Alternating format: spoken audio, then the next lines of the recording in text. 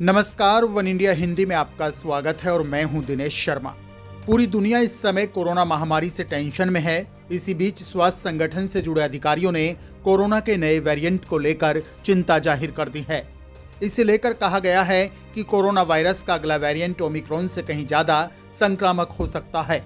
विश्व स्वास्थ्य संगठन में कोविड-19 की तकनीकी प्रमुख के रूप में जिम्मेदारी संभाल रही मारिया वैन केरखोव ने सोशल मीडिया चैनल्स पर एक लाइव परिचर्चा में इसे लेकर चिंता जाहिर की। उन्होंने अपने बयान में कहा कि हेल्थ बॉडी ने पिछले सप्ताह 2 करोड़ 10 लाख मामले दर्ज किए हैं। ओमिक्रॉन वेरिएंट के साप्ताहिक मामलों में ये एक नया वैश्विक रिकॉर्ड है। उन्होंने कहा कि इससे देखा जा सकता है कि कोरोना का ओमिक्रॉन वेरिएंट किस रफ्तार से आगे बढ़ रहा है।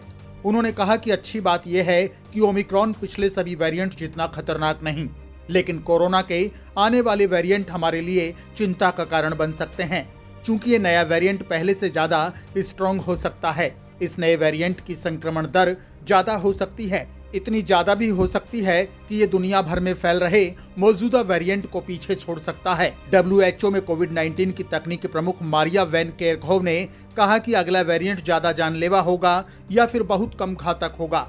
इस धारणा से लोगों को बचना चाहिए। उन्होंने कहा कि कुछ लोग कहते हैं कि वायरस समय के साथ हल्के स्ट्रेन में म्यूटेट होगा और लोग पिछले वेरिएंट के मुकाबले कम बीमार पड़ेंगे। हम इसकी उम्मीद कर सकते हैं, लेकिन इसकी कोई गारंटी नहीं। अपने बयान में उन्होंने ये भी कहा कि अगले वेरिएंट में वैक्सीन से बच निकलने की क्षमता होगी, यहाँ तक कि वर्तमान में जितनी क्षमता ओमिक्रॉन की है उससे भी कहीं ज्यादा क्षमता होगी। WHO में कोविड-19 की तकनीकी प्रमुख मारिया वैन केरखोव ने कहा कि ये वैक्सीन से बनने वाली इम्यूनिटी को और भी ज्यादा धोखा दे सकता है। उन्होंने कहा कि फाइजर और बायोएनटेक ने ओमिक्रॉन के खिलाफ काम आने वाली वैक्सीन का परीक्षण करना शुरू कर दिया है।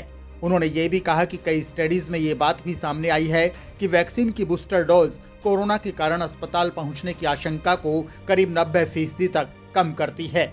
उन्होंने इसे लेकर लोगों से सख्ती से कोविड प्रोटोकॉल के पालन की अपील की है। WHO की अधिकारी ने कहा कि इस वक्त दुनिया के कई देशों में ओमिक्रॉन पीक पर है और कई देशों में उभर रहा है। ऐसे में सभी को सोशल डिस्टेंसिंग का ध्यान रखते हुए मास्क पर फोकस रखना चाहिए। इस खबर में फिलहाल के लिए इतना ही। ताजा अपडेट्स के लिए आप बने रहिए वन इंडिया हिंदी के साथ।